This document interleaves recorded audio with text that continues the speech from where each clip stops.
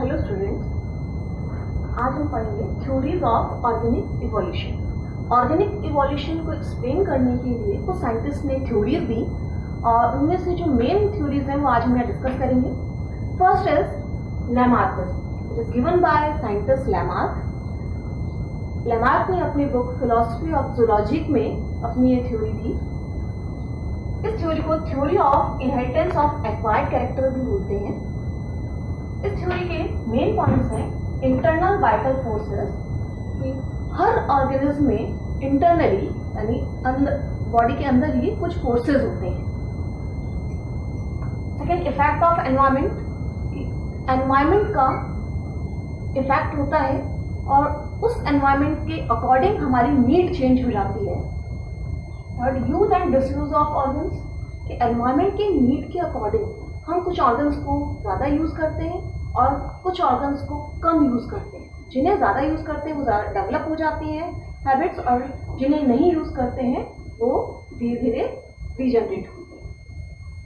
Fourth, inheritance of acquired character, हमारी need के according जिन organs को हमने ज़्यादा यूज़ किया है वो हमारे एक्वायर हो जाती हैं और नेक्स्ट जनरेशन में भी पास ऑन होती है। इस तरह से जब नेक्स्ट जनरेशन में वो कैरेक्टर पास ऑन होता है तो एक नई स्पीशीज का ओरिजिन होता है। इस पूरी थ्योरी को लैमार्क ने बहुत अच्छे एग्जाम्पल के थ्रू भी समझाया। उसमें जिराफ का एक एग्जाम्पल लेकर के उन्होंने अपनी थ्योरी को समझाया कि जिराफ जैसा आज हमें दिखता है वैसे पहले नहीं दिखाई देता था। पहले बिल्कुल वो एक हिरन या डियर की तरह ही दिखाई देता था, जिसके आगे और पीछे के पैर इक्वल साइज के थे और नेक भी छोटी थी। वो ग्रासलैंड में अपना वो जो भी ग्रासेस है वगैरह खा करके खाता था।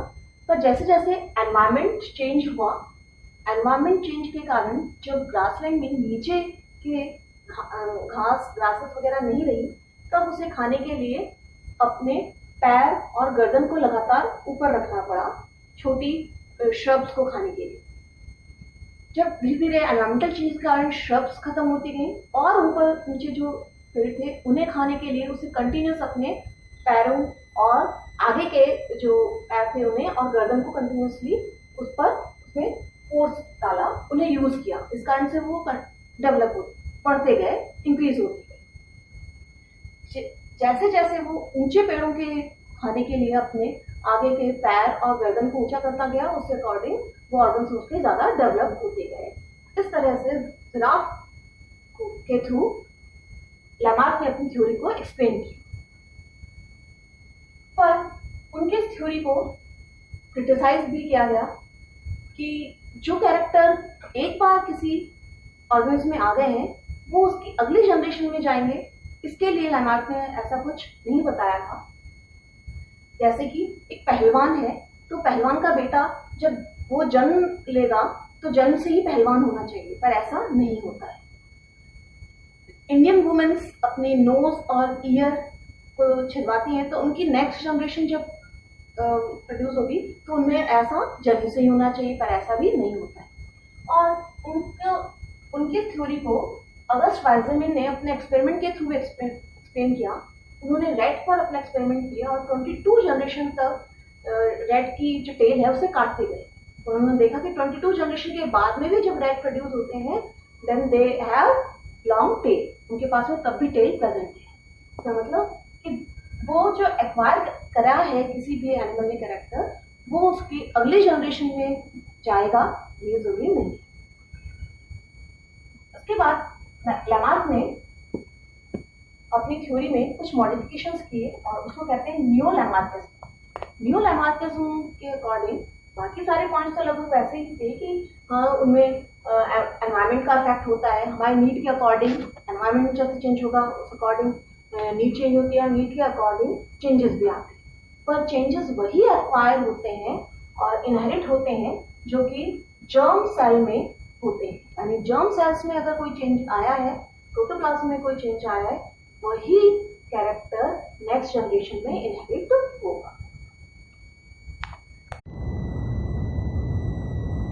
लैमार्क की थ्योरी के बाद अगली थ्योरी है डार्विनिज्म। ये चार्ल्स डार्विन ने दी थी। चार्ल्स डार्विन अपने बीगल शीप पर बैठ करके गैलापागोस आइलैंड में जब वो घूम रहे थे, तभी उन्होंने जब देखा वहाँ, जैसा कि कल हमने देखा भी था कि वो डार्विन्स फिंचे और ये सारी वही सब करते हुए उन्होंने अपनी थ्योरी दी, और इस थ्योरी को का दूसरा नाम है थ्योरी ऑफ नेचुरल सिलेक्शन। इस थ्योरी में उन्होंने फर्स्ट पॉइंट कहा ओवर प्रोडक्शन। हर ऑर्गेनिज्म में प्रोडक्शन की या अपने को रिप्रोड्यूस करने की एक एक्सट्रीम पावर होती है, और जैसे कि प्लांट हजारों की संख्या में वहाँ पॉलन ग्रेन्स और सीड प्रोड्यूस करता है, ऐसे ही इंसेक्ट्स बहुत बड़ी संख्या में वो एग्स लेइंग करते हैं अपने आप को एग्जिस्ट करने के लिए। Second theory struggle for existence. जब बहुत सारी संख्या में रिप्रोडक्शन होता है तब उनके बीच में अपने फूड के लिए, शेल्टर के लिए, प्लेस के लिए स्ट्रगल होता है। ये स्ट्रगल इंट्रास्पेसिफिक हो सकता है कि दो सेम स्पीशीज के बीच हो, इंटरस्पेसिफिक दो डिफरेंट स्पीशीज के बीच हो, और एनवायरमेंटल स्ट्रगल कि एनवायरमेंटल कंडीशंस से फाइट करें या उनसे स्ट्रगल, एनवायरमेंटल कंडीशंस चेंज हो उनसे स्ट्रगल हो। Third variation and heredity. इन्हीं स्ट्रगल्स में कुछ वेरिएशंस आते हैं ऑर्गेनिज्म में और वो इनहेरिट भी होते हैं। Main point survival of the fittest, कि ये जो स्ट्रगल करता है कोई भी ऑर्गेनिज्म, इंट्रा और एनवायरमेंटल स्ट्रगल, उनमें जो सबसे फिट होता है यानी जो सबसे शक्तिशाली होता है, इन सब से स्ट्रगल करते हुए जो जीत जाता है वही हमेशा सरवाइव करता है, और नेचर जो फिट होता है नेचर उसी को सेलेक्ट करती है। Next point origin of new species. Struggle करते हुए जो भी चेंजेस आते हैं वो एक्वायर होते हैं, इनहेरिट होते हैं और नई स्पीशीज का ओरिजिन हो जाता है। इस थ्योरी को भी क्रिटिसाइज किया गया क्योंकि कुछ पॉइंट्स थे उन्हें डार्विन एक्सप्लेन नहीं कर पाए, जैसे वेस्टिजियल ऑर्गन्स। कि वेस्टिजियल ऑर्गन जब वो क्यों आज तक भी हमारे अंदर प्रेजेंट है, इसे डार्विन एक्सप्लेन नहीं कर पाए। And useful and harmful variation, कि कुछ वेरिएशंस जो होते हैं वो यूजफुल है और कुछ हार्मफुल है, वो दोनों ही पर प्रेजेंट है, क्यों है। And arrival of the fittest, कि फिटेस्ट जो था वो कैसे आया, कैसे वो सर्वाइव कर रहा है, ये नहीं कर पाए वो। And somatic and germinal variations, कि सोमेटिक सेल्स में जो वेरिएशंस हैं उनका क्या होगा, या जर्म सेल्स में जो वेरिएशंस आते हैं उनका क्या होगा, कौन से वाले इनहेरिट होंगे, इन सबको उन्होंने एक्सप्लेन नहीं किया। And tusk of elephant and antlers of deer, इन्हें भी वो एक्सप्लेन नहीं कर पाए कि यहाँ इनका कोई यूज नहीं था, फिर भी वो आज प्रेजेंट है और वो क्यों है। इन सारे पॉइंट्स को डार्विन एक्सप्लेन नहीं कर पाए। जैसा कि डार्विन की थ्योरी की कुछ लिमिटेशंस थी, उनको एक्सप्लेन करते हुए कि कैसे कैरेक्टर्स इनहेरिट होते हैं, उनको एक्सप्लेन करने के लिए एक और थ्योरी हम सामने आई, वो कहलाती है mutation theory. Mutation theory is given by Hugo de Vries. उन्होंने जो अपने एक्सपेरिमेंट किए वो एक प्लांट ओइनोथेरा से इवनिंग प्रिमरोज भी कहते हैं, उन्होंने अपनी थ्योरी में कुछ जो पॉइंट्स देते हैं उनमें से मेन पॉइंट्स को हम यहाँ डिस्कस कर रहे हैं। म्यूटेशन क्या होता है? Mutation is a sudden change in genetic material, उसे कहते हैं म्यूटेशन। उन्होंने अपनी थ्योरी में कहा mutation is a raw material of evolution, कि इवोल्यूशन में जब कोई नई स्पीशीज बन रही है तो वहाँ पर म्यूटेशन यानी कि जेनेटिक मटेरियल में जो चेंजेस होते हैं वो एज अ रॉ मटेरियल वहाँ यूज होते हैं। And mutation appear suddenly. अब म्यूटेशन होती क्या है? जो कि जेनेटिक मटेरियल में सडन चेंज होते हैं, और क्योंकि वो जेनेटिक मटेरियल में होते हैं इसलिए वो इनहेरिटेबल भी होते हैं। नो इंटरमीडिएट स्टेज, ऐसा नहीं है कि पेरेंट्स से अगली जनरेशन में या जब पेरेंट्स में भी आ रहे हैं तब म्यूटेशन में कोई दो कैरेक्टर की कोई इंटरमीडिएट स्टेज भी होगी, नहीं।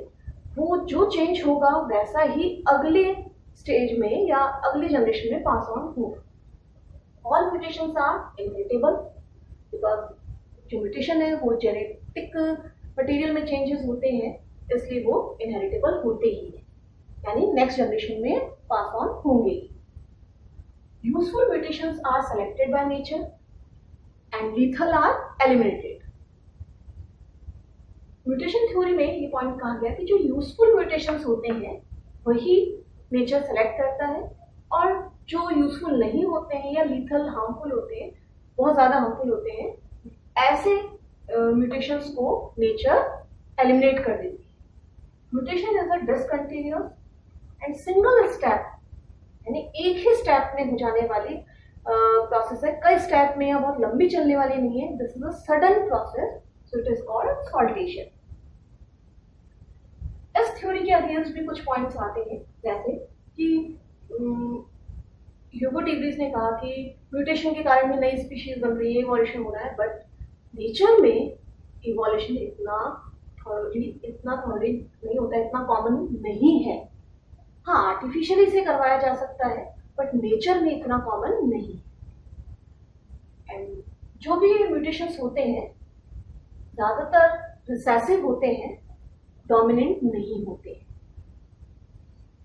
और उन्होंने जिस पर अपना एक्सपेरिमेंट किया था ऑर्निथोरा पे, वो भी नॉर्मल प्लांट नहीं था, उसके में भी कुछ क्रोमोसोमल यानी उसमें एडिटिविटी थी, इसलिए एक प्लांट पर एक्सपेरिमेंट करके और ये पूरी थ्योरी दे दी जाए, उसे मान लिया जाए, ऐसा पॉसिबल नहीं हो पाया। तो इन सभी थ्योरीज को मिलाते हुए, यानी म्यूटेशन थ्योरी और बेसिकली जो डार्विन थ्योरी है, उन्हें मिलाते हुए एक नई थ्योरी जो कि सबसे ज़्यादा एक्सेप्टेबल है, वो थ्योरी दी गई, जिसे मॉडर्न सिंथेटिक थ्योरी कहते हैं। नेक्स्ट हम उसको पढ़ेंगे।